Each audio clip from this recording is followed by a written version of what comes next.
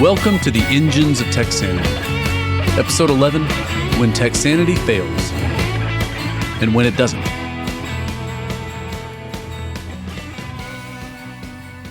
About once a year, it gets cold enough in San Antonio for people to overreact and pretend like it's going to snow.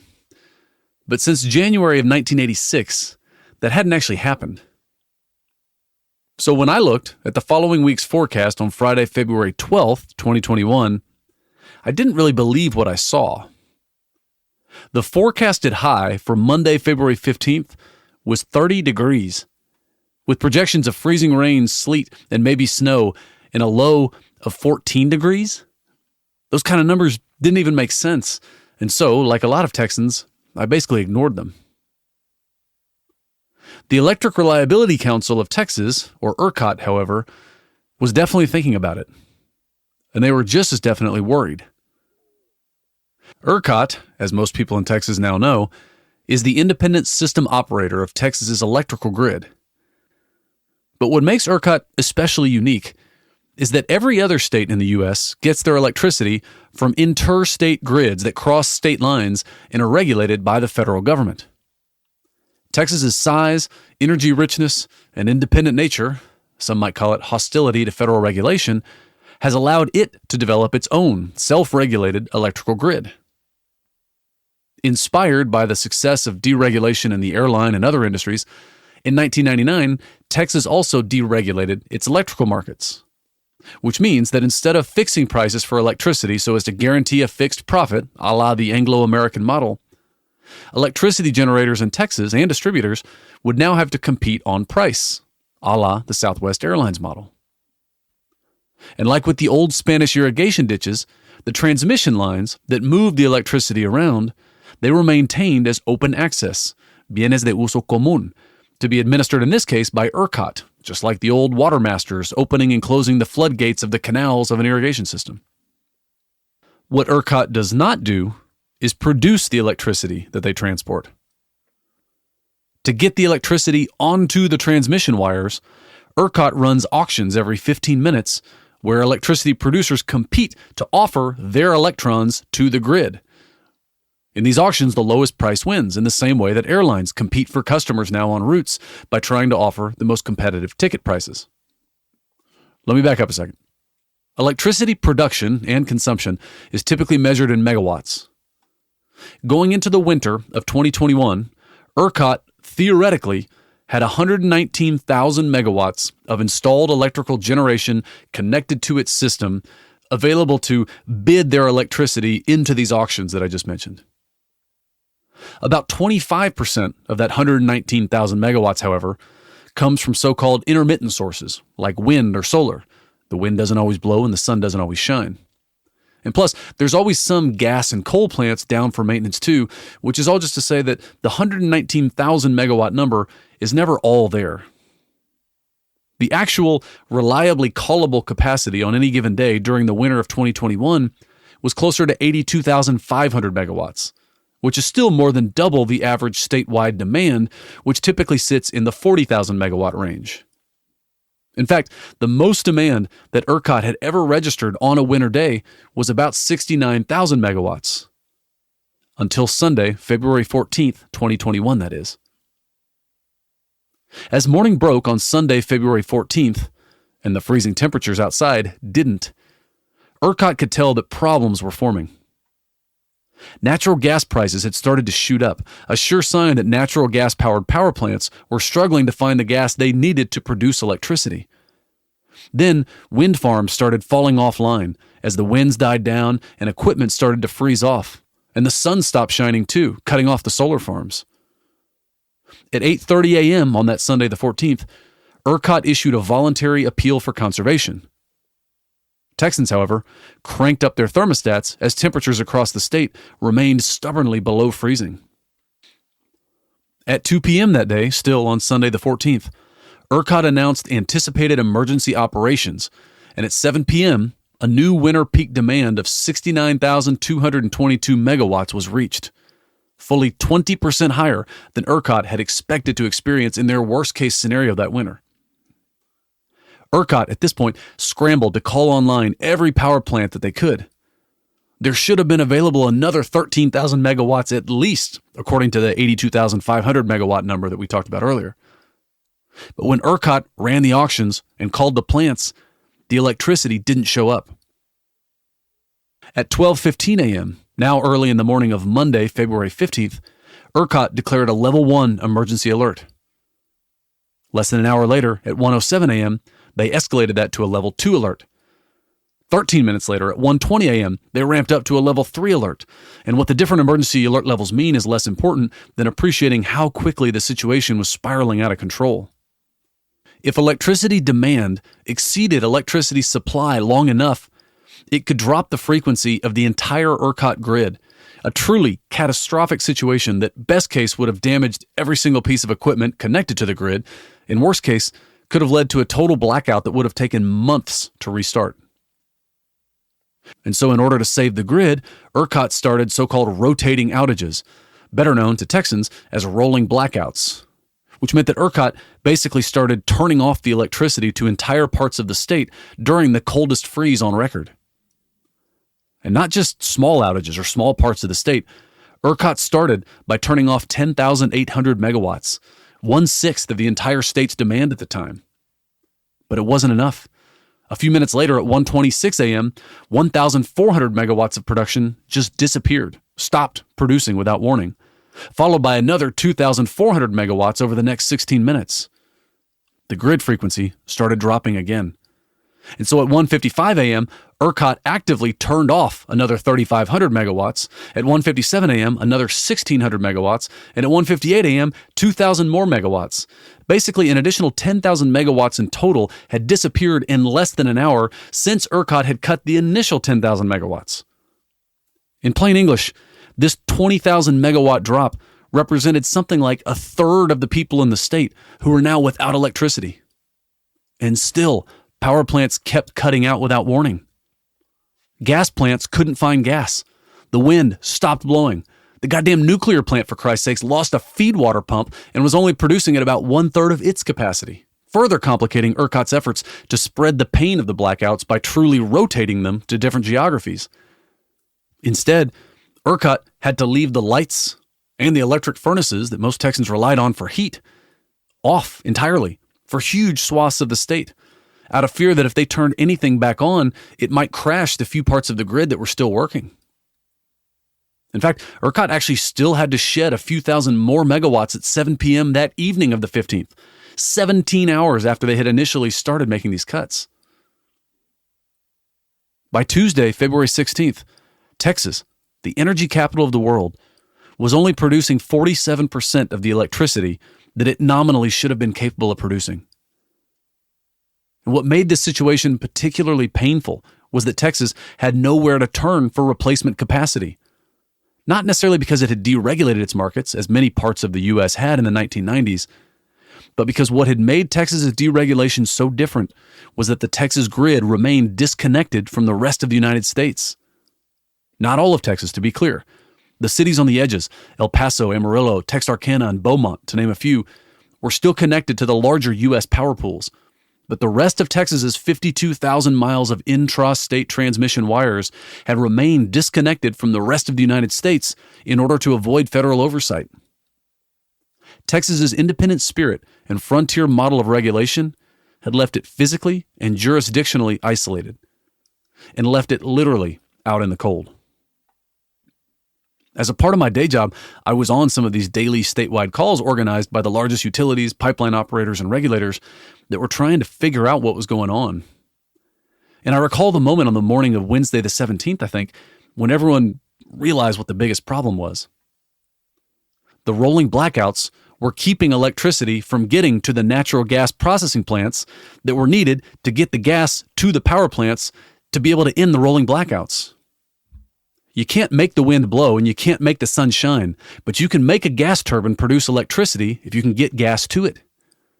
ERCOT typically relies on gas plants for 40 to 50% of its electricity, but during Winter Storm Uri, half of the natural gas production in the state was offline, and 85% of the processing plants that clean up the gas before it goes to a power plant were shut down. Once ERCOT was able to prioritize electricity to those assets, the curve turned, And on Wednesday, February 17th, electricity production finally started to ramp up, though it would take until February the 19th and later in some cases for freezing temperatures to break and for services to be restored to most citizens of the state. I've explained ERCOT's role in Winter Storm Uri here sympathetically, but the fact is ERCOT still deserves plenty of blame for what happened to Texans during the storm. Prior to that winter, ERCOT had performed several worst-case scenario drills, but the problem was that they had modeled each worst-case scenario on its own, not in the aggregate. That is, they had modeled what would happen if the wind stopped blowing, or if the gas plants fell offline, or if demand spiked from everybody in the state turning on their furnaces all at once. But they hadn't modeled all three of those things happening at the same time. And so they had projected the winter peak demand to be something like 58,000 megawatts. Their worst case scenario was 67,000 megawatts. It turns out that during Winter Storm Uri, Texans actually would have needed something like 77,000 megawatts. And yet for almost 3 days, at the peak of Uri's freezing temperatures, ERCOT was moving around less than 50,000 megawatts, 2/3 of what the citizens of the state needed. So here's the question we all ought to be asking ourselves. Did Texanity kill 246 Texans in Winter Storm Uri? Or maybe as many as 700, according to unofficial estimates. Either number would make it the second worst natural disaster in Texas history, behind only the Galveston hurricane of 1900. Did Texas mythology and Texans' sense of their own exceptionalism lead them to create a system that killed Texans? Well, Texas's political and media class has enjoyed debating this question as a way to distract from the rather nuanced and technical discussion of what would have actually prevented this tragedy. Democrats attacked the system because some people made a lot of money during the storm, but it proposed no solutions that would actually lead to the construction of more reliable baseload generation, or that seemed to appreciate the realities of what things cost. Republicans, on the other hand, have defended the current system under the mistaken belief that it's a functioning free market, even while ignoring the fact that electricity deregulation has failed in its most basic free market promise, to lower electricity rates for consumers. Even before Winter Storm Uri, in most circumstances, an average ratepayer in Texas was better off in a regulated market, like Austin's or San Antonio's, than they were in the deregulated parts of the rest of the state. And after the economic damage of Uri is reckoned, I think you'll see that Texans have given up any marginal financial gain that they might have realized from deregulation in the 2 decades prior. It's a painful thing when the lessons of history don't seem to apply to the present. But there are a few lessons from Texas's past that still do apply here, I'd argue. At its best, Texas stands as a shining example of pragmatism as being the great, eternally relevant virtue of a frontier society. It's the quality that I want to believe carried Texans through centuries of violence and disease and change. Far removed from the centers of dogmatic cultural conformity, a frontier society has both the luxury and the obligation to take what works and discard what doesn't. Like when the first Lipan horsemen abandoned their nomadic culture in favor of a mounted existence. Or when the administrators of remote flood irrigation systems took on the dual role of regulator and promoter. Or when Gail Borden wrote off his meat biscuit and his life savings to turn toward condensed milk. Or when Texas legislators broke from the Southern model of railroad regulation. Or when the Hamill brothers innovated their way through the heaving sands of Spindletop. Or when Jack Kilby settled for semiconductors. Or when Southwest Airlines debunked the economic orthodoxy of so-called natural monopolies. Let me offer another example to you that I haven't been able to shoehorn in anywhere else yet, but that directly serves as a precedent for Texan pragmatism. Texas was the first jurisdiction in the Anglo-American world to dissolve the distinction between courts of law and courts of equity. Let me explain what that means. Before the 1830s, Anglo-American law was rigidly formalistic. Even the most deeply wronged party could have their lawsuit thrown out for small technicalities in how they wrote up their complaint. It was a system that favored the well-connected and the well-lawyered. Those plaintiffs whose cases failed in these courts of law had the option to bring them then in parallel courts of equity, which in theory were based on principles of fairness more so than on technicalities. But the very existence of two parallel legal systems demonstrates how unfair many of the outcomes of each system operating individually could sometimes be. In contrast, Texas lawyers that had lived in Mexican Texas had been exposed to the flexibleness of the Spanish system of demanda-respuesta, or petition and answer. The Spanish system, in which the judge is charged with getting to the bottom of the case rather than just refereeing the two parties, encouraged courts not to throw out a poorly argued case that otherwise seemed sound on its merits. And so in 1836, the new Texas Constitution eliminated the distinction between courts of law and courts of equity in favor of a unified, call it Spanish-style court system. Now, there's plenty of other aspects of the Spanish system that are more absurdly formalistic than the English one, don't get me wrong, but precisely because they sat on the frontiers of these two cultural spheres, the Texas framers in 1836 had the luxury of cherry-picking the best from each system. Even in 1840, when Texas formally adopted the English common law, the unification of the courts of law and equity was preserved. Quote, "Should the cause more properly belong to equity jurisdiction, the court shall, without delay, proceed to try the same according to the principles of equity." End quote. Or as Chief Justice Hemphill said in 1849, Texas courts recognize no distinction between law and equity because the Texas legal system descends from the Spanish civil law tradition as well. But I find it funny that in law school, even at the University of Texas Law School where I went, they will teach you that New York was the first jurisdiction to dissolve the distinction between law and equity, even though that only happened by operation of statute 10 years after Texas had done so. But the reason they'll say New York is first is because Texas was never really an Anglo-American common law jurisdiction, which to me seems to be conceding the point in an attempt to disprove it. New York, however, is an established center of Anglo-American culture and boasts a large megaphone. And innovation on the fringes is always perceived as a threat to the established centers of culture in places like New York or Mexico City, both of which I love, but both of which go to great lengths to tear down anything they see as threatening their cultural primacy. Hence, the rather unattractive spectacle of the great arbiters of culture dancing through the ruins of Winter Storm Uri or proclaiming the end of airline deregulation every time Southwest Airlines cancels a flight. Or why it's hard to find anyone's name but Willis Carrier from New York in a history of air conditioning. Or, viewed from the South, it's somebody from Mexico City referring disparagingly to pochos, Mexican Americans, as somehow culturally impure and hence inferior. Or it's like the image that I used as the cover art for episode 3, showing a caricature of a Texan, as imagined in a New York newspaper in 1845, that depicts this archetypal Texan as some kind of animalistic mix of Southern slave catcher and Mexican bandito, conflating the sin of being a slaveholder with the sin of being Mexican, I guess. But sometimes, the frontier slips one past the center. On June 19th, 1865, a Union general arrived in Galveston, Texas, with the news that by operation of the Emancipation Proclamation 2 years prior, all of the enslaved people of Texas were now free. The next year, Texas freedmen gathered to commemorate this anniversary, and in every year thereafter, and soon it spread from Galveston in 1866 to Austin in 1867 to a much broader swath of the state by 1872. By the 1930s, Juneteenth celebrations in Texas frequently drew tens if not hundreds of thousands of celebrants, in the face of Jim Crow laws and the resurgence of the KKK and the height of Civil War lost cause nostalgia.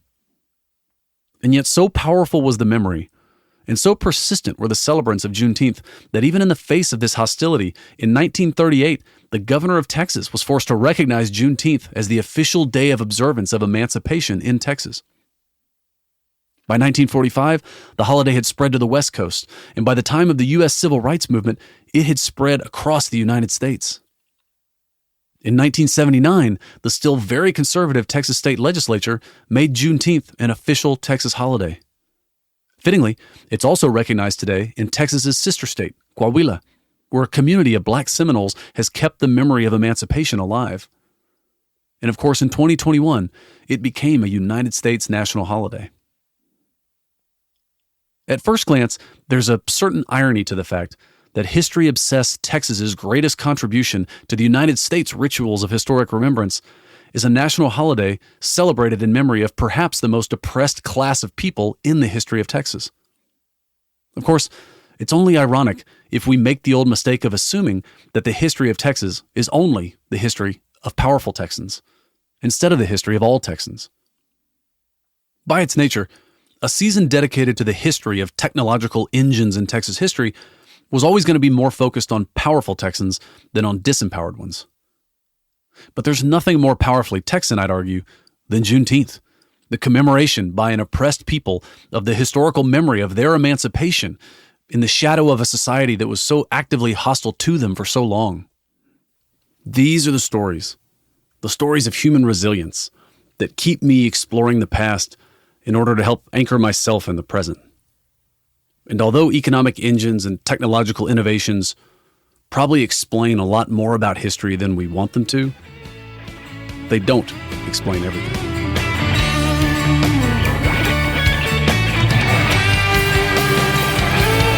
Thank you for listening to this season of A New History of Old Texas. This season is brought to you by the 11th Street River House in Bandera, Texas. Sort of. My wife and I have dreamed for years about owning a place in Bandera, and we finally bought a house there last year. 4 blocks from the bars, 3 blocks from the Frontier Times Museum, with 120 feet of Medina River frontage and a collection of historic Texas maps on the wall, curated by yours truly. It's a great place to spend a weekend and to sort of indirectly support this podcast. Look it up under 11th Street River House on Airbnb or on VRBO. Editing for this episode was performed by Susana Canseco. Sound engineering by Stephen Bennett. Stephen Bennett also composed and performed the theme music. You can find more about Stephen at info@nosomedia, nosomedia.com. David Moore designed the cover art for this season. You can find him at illustrationonline.com. For more information on our sources and other projects, please check out www.brandonseale.com.